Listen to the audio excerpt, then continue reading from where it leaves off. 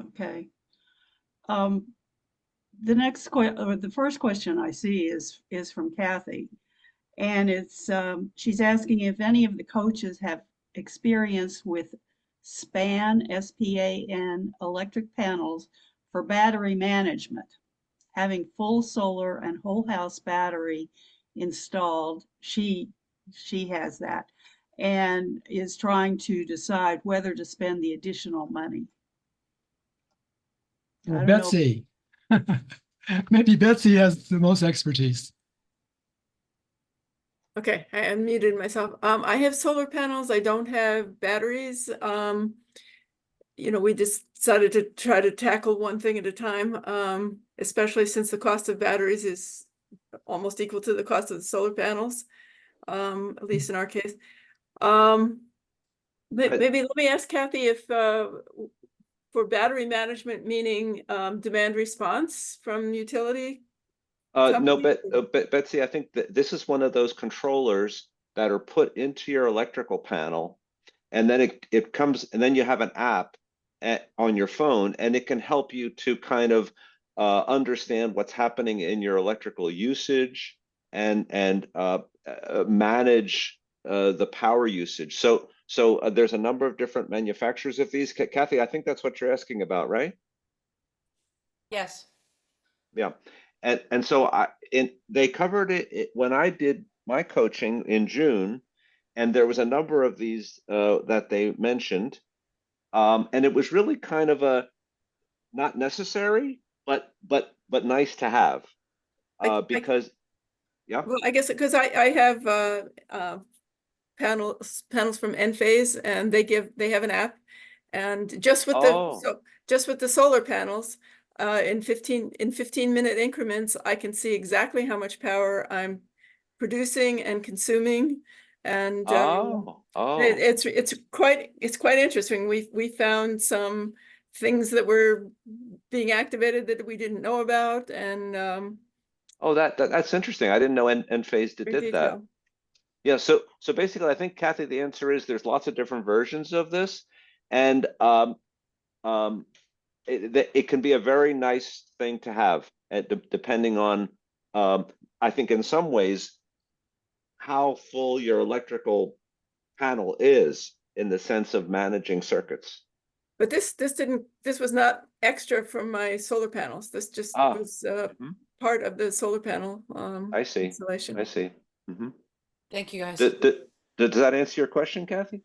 Yeah, kind of. It allows you to, like, in the case of a blackout, to like someone had said that in a blackout you can route power to essential circuits. You can see how long, you can see if I choose these particular circuits, how long will my battery last, versus if I choose these other circuits, how long will my battery last. And then it's also tied in through Wi-Fi to the Wi-Fi to weather. So you can see, like, what's coming, like if you're going to be getting sun the next day or the next 2 days. So, but I do kind of say about, I think about just doing all the electrical panel upgrades at one time did seem like a general suggestion out of tonight. But I know we're really talking about coaching tonight. I was just curious if there was a coach who had specific experience. So I'll get off. I really appreciate you guys. I mean, I'll mute myself. I really appreciate you guys. Thank you very much. Yeah, if I can just make one little comment there. The coaching that I've done so far, which has not been a lot in only a few months, electrical panel upgrades haven't been necessary. As Steve said, if there's a 100-amp supply, the panel management and circuit management oftentimes can handle whatever issues that you have. For example, in my own home, there were circuits that had 20-amp breakers that were not really using anything that required that much. So those circuits were never going to use 20 amps. So in that way, you can kind of manage the panel in that way to kind of account for this. And there are calculations that you can do from calculations that you can find online that will help you to calculate what Steve was talking about in terms of how much demand your house is actually requiring versus what the panel has. And then that will help you to see where you can add, let's say, the circuit for the heat pump or the circuit for the induction cooktop or whatever. Thank you very much, guys. I really appreciate it. Okay, and that gives me an in to talk about our next webinar, which is going to be 4 weeks from tonight, I believe, December 19th, and we're going to have Mike Winka giving a talk, a tutorial on Solar 101. So we haven't really covered solar very well up to this point, and we're going to start next month for sure. For sure. He also, by the way, will be covering solar plus batteries in a future webinar. So that probably would answer the specific question that Kathy has. Okay, and I wanted to a different topic. Just mention that Chris had put into the chat, and I don't think we talked about it a whole lot tonight. Always ask for a cold weather heat pump for New Jersey's climate. No gas backup is needed, and we hope that we will insist on, from this point going forward, just a cold weather heat pump with no backup. There was something else I was going to say. And the contractors NEAP will database. oftentimes. The NEAP sorry. database tells you what incentives, tax incentives you can get for various different heat pumps, and I believe that they have to be cold weather in order to get the IRA tax incentives, tax credits. I believe that's true, and so it's cold climate heat pumps. Yeah, and NEEP is NEEP. Yeah, and they need to be Energy Star rated. If you meet those requirements, then you'll get rebates.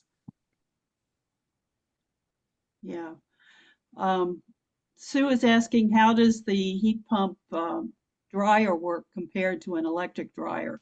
The electric dryer is resistance, and it's not nearly as efficient as the heat pump.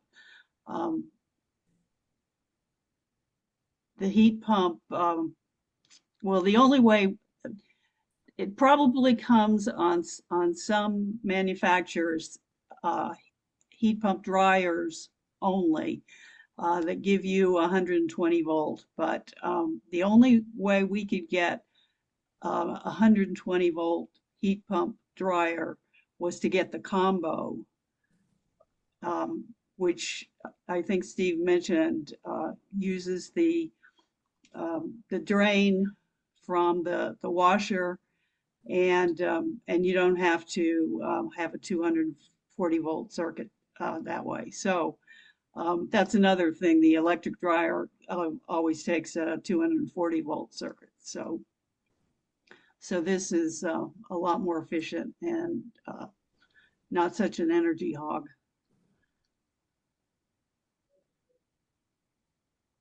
There are questions about cost.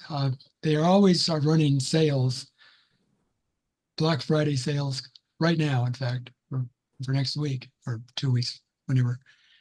And so the costs vary, but there's a lot of competition among manufacturers for the combo type devices. We bought ours on sale. Yeah. For the price around $2,000. Yeah, just slightly below $2,000, I believe, including installation and all the things like new water hoses that you really should install to make sure you don't have a burst hose. But it plugs directly into a standard shared outlet. And Betsy says she wrote an article about heat pump dryers in her Substack, which is called, all one word, Climate Friendly Lifestyle Substack.com. And I interviewed Steve and Pat about their dryers too. What'd you say? I interviewed you about your dryer. Oh, yeah. Yeah, I love my dryer. All these new appliances, I tell you, they just do so much. They have so many bells and whistles, and they're great. It's like getting a new car.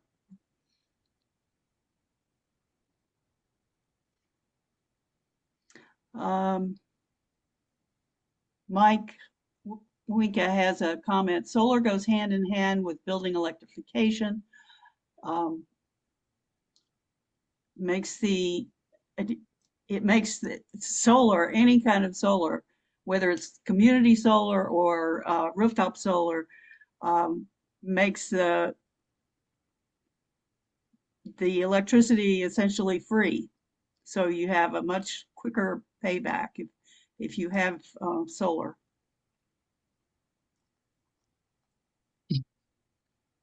Andrew had a question that I'm going to go to his question number 3. What types of clean energy projects make the most financial sense in New Jersey? Solar, I believe, is number 1. It gives you a big return, fast return, 8 years maybe. And then it provides free energy for your house for the whole lifetime, for 25 years. Yeah, It is the best investment you're going to make. Yeah, I agree. The ROI on solar is very good, especially since they've gotten cheaper and cheaper over time. So I think that's true. The only reason to hold back on solar is if you're going to add electrification of some of these appliances, that's going to raise the amount of electricity that you use, and then they have to size the solar based on that. In New Jersey, they won't let you build a solar array bigger than what you use. So that's the only thing that would be a negative to adding solar right away, is that it will cover all of your electric on day one, but as soon as you add, let's say, the EV or the mini split or the heat pump, then it won't cover 100% of your electric. It'll still save you lots of money, but it won't cover all of your electric. That would be the only reason to hold back on solar. And I would also add, you can also buy community solar to supplement your rooftop solar. Mm-hmm. And you get 20% lower than your local utility. Mm-hmm. Yeah. And I had a 7-year payback, and I have, in 2.5 years, I've only paid for a little tiny bit of electricity in 1 month since then, and I was able to get a 0% loan to cover the cost of it. So yeah, it was a good deal. That's great. And this can be even for very old houses. A lot of people think, oh, it'll only work with a new home. No, my sister-in-law has like a 150-year-old house, and she added solar, and she added a heat pump, and she gets heat and air conditioning, and of course all her cooking and lighting, of course, all for free. So it definitely does work no matter how old your house is. Her house is not perfectly insulated, but part of the process of this electrification process is you work with the electric demand and the heating demand of the house as it is. Yes, it's great to seal up and insulate better, of course, but you size things for the demand that you have, and so you can do this with really any old house. I think the only real limitation is if you have one attendee asked, can I replace my steam boiler? And that is something I don't think it's quite ready for yet, because steam, you have to hit very high temperatures. They do have air to water heat pumps, but they don't go to steam temperatures to my knowledge. I had that situation in my house. I have an old house, and instead we went with mini splits, which are the boxes that hang on the wall, and so we got basically heat, and we could just abandon the old boiler. We could take out the old radiators and basically modernize the house. But hey, Chris, and this is Andrew who asked the question. Thank you all so much. This has been an amazing session. And just a quick question is, did you have to remove your boiler? Did you remove your boiler after you put in the mini splits? And did you need to do that in order to capture the full subsidy? Is that like a requirement to No. get the incentives? No, it wasn't. If you take out a gas appliance, they want you to remove it back to the valve and cap the valve so that and seal that with the proper sealing so that there's no risk of a gas leak. But there was no real requirement to take out the appliance. Mine is still there. But when I took out my gas oven, the town said, okay, we want you to take out the gas line all the way back to the valve, one of the valves in the basement for safety. But that was only because they didn't want the pipe capped, and basically hanging out in the wall, basically. But Andrew, there's kind of a stepwise process that you can go through. Like, for example, for us, we still had the radiators. And first, we converted it to hot water years ago. So we went to a hot water boiler. You don't get quite as much heat out of it as you do a steam boiler. And there's piping differences. So there was lots of other complexities. And that really is what got us to go to the mini splits, because then, the radiators are gone entirely and you gain all that wall space. I just Thanks so want to much. mention that we have gone over time quite a bit. We'll stay on as long as people want to, but if you need to leave, of course, you're welcome to. And Kathy did have her hand up. I was just gonna say again, thank you everybody. I really appreciate it.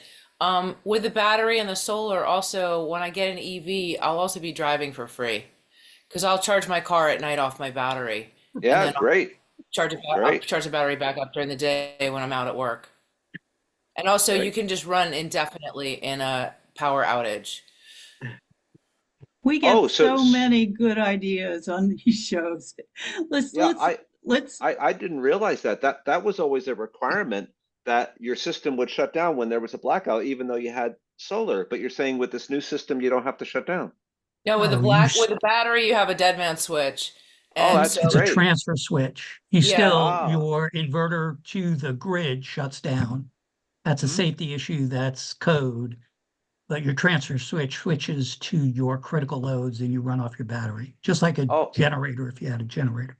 Oh, yeah, that's great. But then if you have the span panel, then you can really manage your battery to maximize the battery length usage. Sorry, bad sentence there right there. Sorry about that.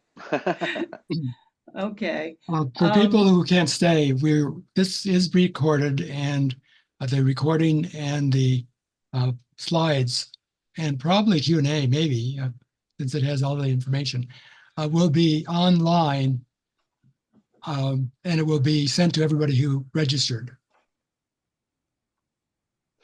Right. If you don't know Jim, we do have a contractor actually captured in the wild here. That's right.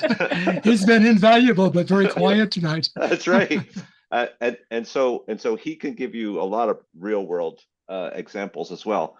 And I think, Jim, you said to us once that you said, that a lot of contractors don't really seem to know what they're doing yet with this, and that it's been kind of a steep climb for a lot of contractors to get up to speed on this. For the most part, we never had heat pumps in New Jersey because they didn't have a cold climate heat pump. And the cold climate heat pump, I went years ago as soon as I knew they were available, and I started converting oil to heat pump, and for areas that didn't have gas. But most contractors, they're making so much money doing regular conversions, and they know it, and they just swap out what's there with whatever they know, and they put the same thing back. So it's kind of a failing of our educational system. And I became a contractor from an academic standpoint first, and then I became a contractor and then did a lot of the work. So I'm not like most people. Most contractors, they needed a job when they came out of high school. Someone showed them how to do this. They said, okay. and they move their hands a certain way and they could make money at it. And basically they walk in and say, you have 100,000 BTU system, I'll put 100,000 BTU system back in. And they never did a load calculation and they have no idea how to do it. The other factor is that when people size the homes, they never really sized them correctly to begin with. And when the original builder put it in, he wasn't giving you the best equipment. So why is the new contractor putting the same junk in that the old builder put in the first place? It doesn't make any sense to me, especially when, you know, the higher efficiency equipment would actually pay for itself over time. You know, like an old furnace would last 25 years. The newer ones last about 20. And their high efficiency stuff, you know, you're saving 15% on your bill. And that's your bigger money. That's your bigger expense. It may only cost you $2,000 more for a high efficiency versus a regular. And you get that money back in about 3.5 years. So you would get it back every 3.5 years. But people don't want to spend the money, which is crazy for me, because I look at it, when I explain it to them, like, hey, you're only spending $2,000 more, but you get the $2,000 back in 3.5 years. And then you keep saving. Yeah, right. But then you keep saving. Yeah. And they keep saving, and it pays for everything. And they just somehow don't get it. But now when we look at heat pumps, that's even better, because now we're not contaminating the air for our children. You know, where I was reading something recently where they're trying to say that, and I don't know this to be true or not, that a lot of the dementia really only started showing up in mass about 80 years ago. Coincidentally, when we have a lot more air pollution during the Industrial Revolution. So they're trying to create a link or see if there's a link or what the correlation is. They definitely know sugar does it, but they don't know if also Jim, you know, the indoor asthma, you know, lots of things that we're hearing about, the pollution from our stoves. I can promise you that your house will never blow up from a gas explosion if you don't have gas in the house. Right.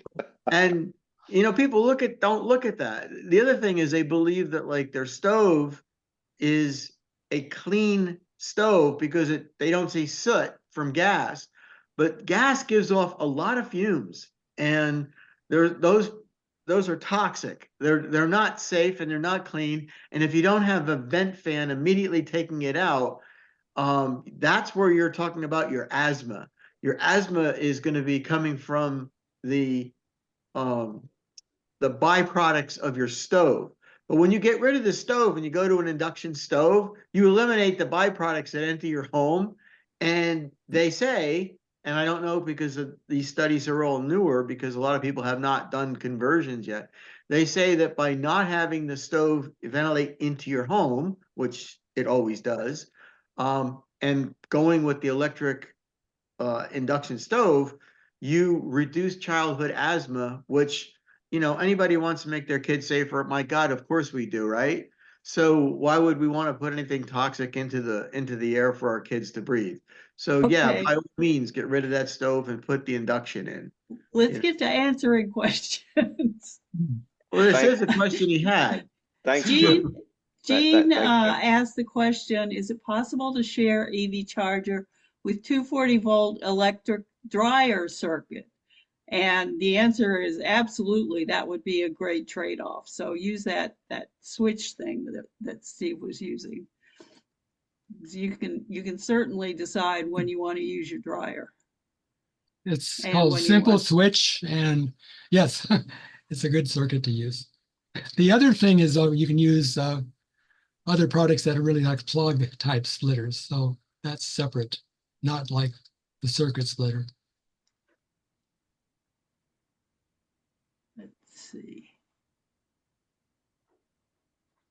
I'm just looking at people have already answered some of these questions. Oh yeah, I look. There's a couple of span. Yeah. Yeah.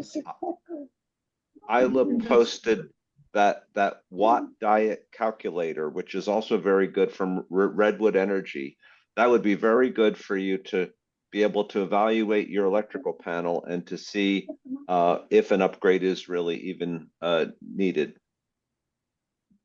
Okay. John says NeoCharge, I guess that's a brand, offers plug-in circuit splitters that doesn't need an electrician if your two devices are relatively close together. And they also sell extension cords. Yeah. Okay. Mary Rose says she can't save the chat. Is that the, oh, you're gonna, you'll have the chat, won't you, Steve? I can send out the chat. I'll put it in the references. How's that? So it's going to be in a link that I can send out to all those who registered. Yeah, we have a website that we put links. We put all these documents with links to them. So you'll be able to find it once they all get there.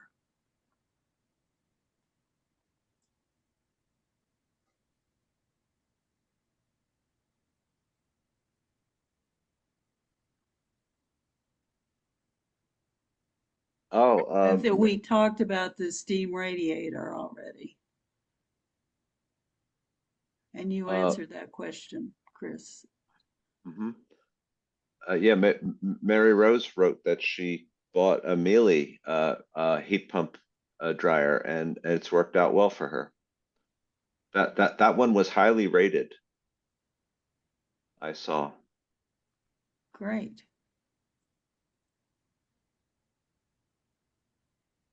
Oh, I see that now.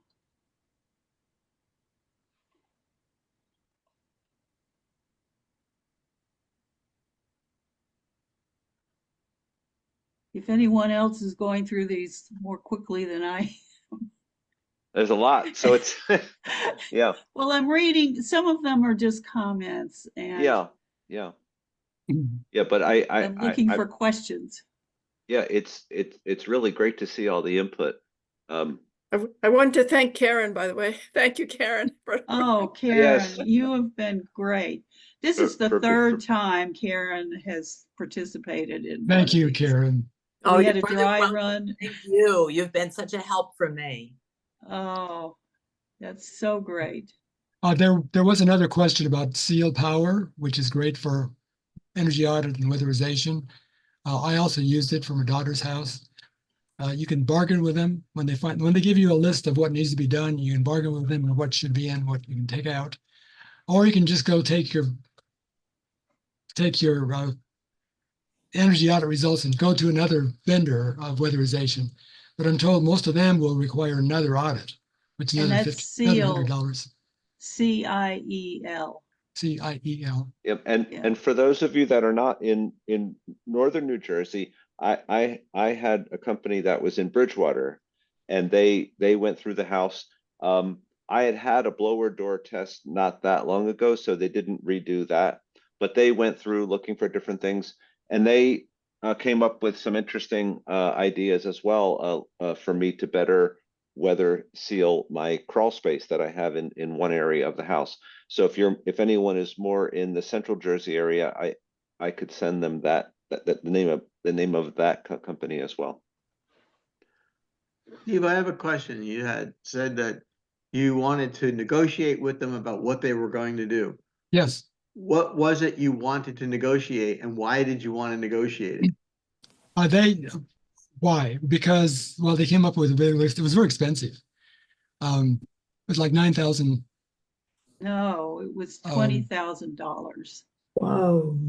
We're talking about the weatherization from seal. Right, because all that's done with a prioritization about effectiveness. Because yes, when they put the program together, they're trying to get you qualified for rebates, and the way they get you qualified for rebates is it has to be the most cost-effective measures first that have the best opportunity to lower your heating and cooling bills or to reduce your consumption.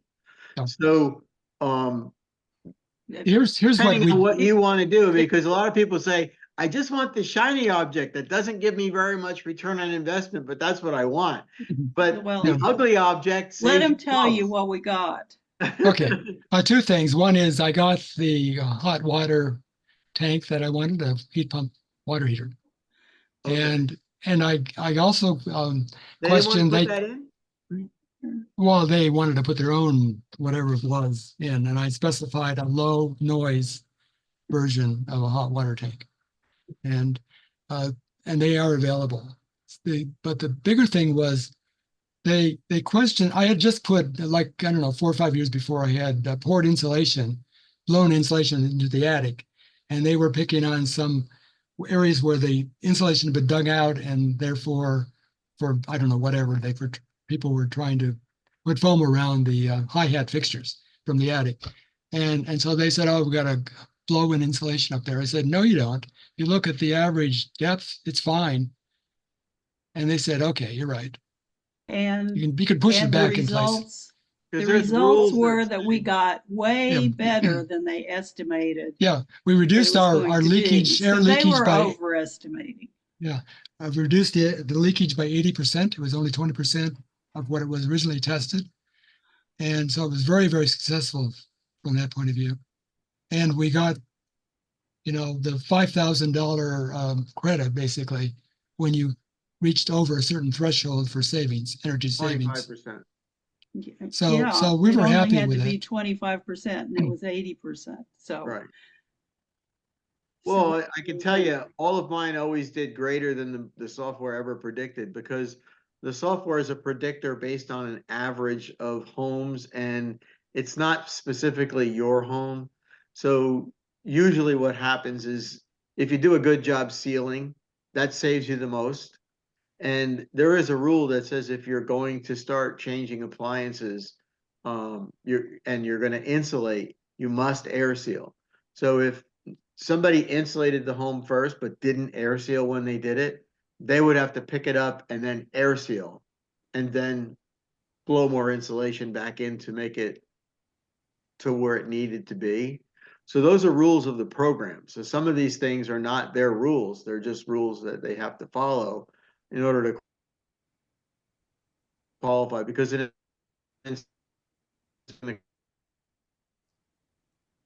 You're breaking up. I don't hear you. And they're going to look and say, well, so okay, Jim, you're going to have to stop because we can't hear you. I'm not speaking. Oh, okay. But no, but I'm just saying they have rules of the program to follow. They don't just say, hey, this is what we want to do because. So that's why I asked her, like, what did you want to pick and choose? Because a lot of it's health and safety. That's more important, obviously. But when you tell me the different brand of water heater, I mean, why should they care what brand you put in, right? I mean, heat pump water heater has a rating, and if you like Ream or you like A.O. Smith, what's the difference, really? I mean, just use what you like. But that's what they didn't want to do. They didn't want to use the brand that you wanted. Oh, no, they were willing to do what I wanted. In that case, yes, they did. Oh, okay. This is a question of, can you negotiate with them? The answer is yes. To the extent, there are rules. They follow the rules. Yeah, you have to follow the rules. But we ended up, the initial estimate was, including the insulation and everything else that we did, was $20,000. Without the insulation, it was 15,000, and then minus the 5,000 rebate, it was only 10,000. They did pump air. They pumped the insulation into the walls, but deleted the additional insulation in the attic, and that by itself saved $5,000. I think their initial bid was inflated. I don't know. I couldn't tell you. Well, Okay. the walls, if they had no insulation and you added insulation. No, that was different. I was going to say, because that's huge savings. Yes, of course. Well, that's probably I've what had it people was. save 75% just by insulating the house because it had no insulation in the walls. Okay, I'm down to John's comment that he used Seabright Solar. And I assume that means he liked them. Yes. Yeah, they were recommended. Okay. Yeah, I've heard that as well. They're recommended on the Jersey Shore. Yeah, and they took over for mine because SunPower declared bankruptcy, and Oh, Seabright Solar was a SunPower installer, and Seabright has helped to bridge the gaps with that. So I would recommend them as well. and we have a friend who had Seabright Solar put panels in her backyard. It's not even rooftop. Many years ago, and she started to electrify and needed more, and she had Seabright come back and give her another set of backyard panels. Yes, and she's very happy with two the big way they backyard did it. panels. Yeah, like for mine, a squirrel found a home under one of my solar panels, and so they're coming back to put in a squirrel guard. And I said, "Well, you're going to chase the squirrel out first, aren't you?" I won't. And they said, "Yes, we'll do that." So I yeah, hate squirrels. yeah. So And one of those. I think the one last question I see is that someone had asked why there is the rule that that you can't. Now I'm trying to get back to where I was. Um, that you can't put more solar on your roof than you use, and several people answered that. So I'll just read It's what they answered, I said. think. Betsy said it's because of net metering. You sell your power back to the utility at retail price, offsetting what you buy. So the utilities are losing money on that because they're paying more for it. Yeah. So Yeah, Mike Winka explained it in more detail there. But yes, essentially, when you pay for your utility, you're paying for their lines, you're paying for their maintenance, you're paying for all kinds of things, not just the electricity. But you get to sell the electricity back for the, and they have to pay you full price for it, which isn't really fair if you think about it. So, Well, they only have to pay you the wholesale cost, so they do all right. well, they Yeah, do no, all right, but that's the that's the why I think- rule, and you have to do it because that's the rule. Right. I mean, yeah, it is great to be able to, contact them and say, "Hey, my electrical isn't working on my street." Right. That is a nice convenience. Okay. If there are other questions, I don't see them. So if you have a burning question, please ask it. Yeah, we're coaches available 24/7. No, Sort of. you don't want to say that. Well, I'll ignore it at nighttime, but the next Join day I us. might answer. Pat and Steve, there was Jesse L. I don't know how to pronounce his last name or her last name. He's saying or she's saying that the cohort is full for Rewiring America. That's the way I understand it. But he or she was, is it a Jesse, or you, I think you're still on, right? Would like to be a coach. So I don't know if there's Jesse Well, Lubkowitz. Coach and training, maybe. Yeah, they could be our apprentices. Sure, will. No, we'll really include you on our email, all the events, but just won't have you available probably to be a coach until you finally get trained. You can help us to the extent you have knowledge. Yeah, we would like to have more volunteers to do this. Yeah, and if you're in the Central Jersey area, there's an event that's going to happen at the Scotch Plains Library that we could use some help. I'm not far from there, but Pat and Steve and Betsy and Isla are more North Jersey. So if anybody else is in Central Jersey that wants to join us for that would be good too. We did get one of the coaches wrote in, Kimmy, that she would be interested in doing that, but not by herself. She wants to do it with someone else. Sure. Yeah, and Chris, I'm in South Jersey. Oh, you're in South Jersey. Oh, I didn't realize. Wait, where are you, Isla? I'm in Marlton, which Oh, is Marlton. right Sure. next to, it's in Burlington, but most people know about where Cherry Hill is, so it's next to Cherry Hill in Camden County. Yeah. Yeah, I'm originally from South Jersey, so I know where you're from.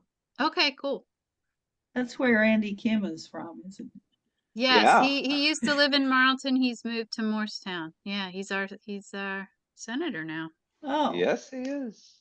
I just got an email from him that had Marlton as the address, but it was a P.O. box, I think.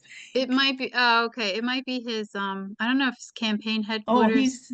he's still- yeah, he's still a congressman, so that's his district. Yeah. So Jesse put his email in the chat there, if you guys want to grab it, or I can grab it.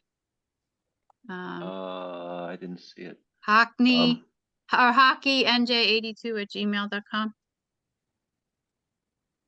It's the very last entry in chat. Oh, there it is. Okay. Yeah. Oh, by the way, John, you say you need a capstone, John Wheeler. That's kind of the hardest part because you got to have a guinea pig, right? So we can work with you to be your guinea pig, right? In other words, you gotta kind of ask the right questions, but it's very possible, for us to kind of be participants in that, in order to give you practice. And of course, the more that you come to our events, the easier it will get. As you know, the hardest part is kind of figuring out that graph that Steve was showing in terms of heating capacity, heating load. But once you go through it a few times, it gets much easier. Okay, John? Thank you. Go for a walk. Okay.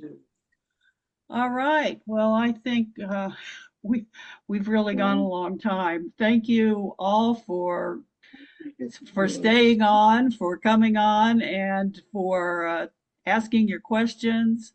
I think this is really valuable to all of us and everyone who's watching. Yeah, to be a coach is fun. So join us, please. And it's only a little scary at first. Yes. A little bit. Happy Thanksgiving, everybody. So. Yes.